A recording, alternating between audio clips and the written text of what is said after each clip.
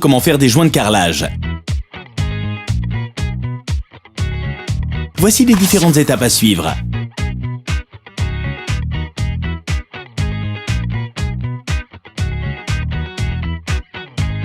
Et voici le matériel dont vous aurez besoin. Du mortier à joint, une raclette en caoutchouc, une truelle, un seau ou une auge, et une éponge et un chiffon. Étape 1. Préparez le mortier à joint. Le mortier à joint est vendu prêt à l'emploi ou sous forme de poudre à délayer dans de l'eau.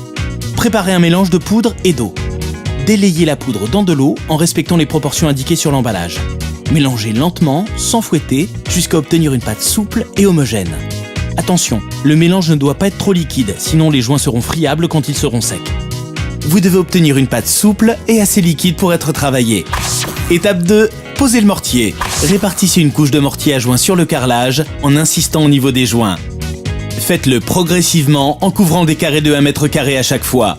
Garnissez les joints sur la surface et lissez-les avant de passer au carré suivant. Étape 3. Garnissez les joints. Prenez une raclette en caoutchouc et poussez le mortier que vous avez réparti dans les joints. Faites des mouvements en biais pour remplir l'espace entre les carreaux avec le mortier à joint. Répartissez bien le mortier uniformément sur tous les joints. Étape 4. Lissez les joints. Vous pouvez lisser les joints avec la raclette en caoutchouc ou avec votre doigt. Passez la raclette le long des joints pour les lisser, mais n'appuyez pas, vous risqueriez de les creuser. Étape 5. Nettoyez le surplus de mortier à joint avec une éponge. Nettoyez les carreaux au fur et à mesure que vous avancez pour enlever le surplus. Utilisez une éponge humide pour nettoyer les taches et n'appuyez pas sur les joints. Rincez et essorez votre éponge fréquemment. Étape 6. Passez un chiffon sec. Le but est de retirer les dernières traces de mortier et de sécher le carrelage.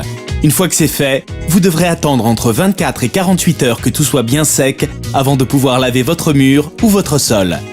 Parfois, il peut y avoir des traces blanches au niveau des joints une fois qu'ils sont secs. C'est du voile de ciment. Vous pouvez utiliser un produit spécial pour éliminer ces traces. Répartissez le produit sur les joints et les carreaux avec une éponge.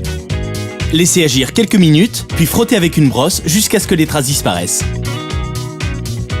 Vous pouvez aussi faire disparaître les traces avec de l'acide chlorhydrique. Mais il faudra porter des gants ménagers et des lunettes de protection. Mélangez l'eau et l'acide, un quart d'acide chlorhydrique pour 3 quarts d'eau. Attention, il faut toujours verser l'acide dans l'eau et non l'inverse. Trempez une brosse dans le mélange et frottez les carreaux et les joints jusqu'à ce que les traces disparaissent. Une fois que vous avez éliminé les traces, rincez le carrelage à l'eau claire. Et voilà, maintenant, c'est à vous de jouer.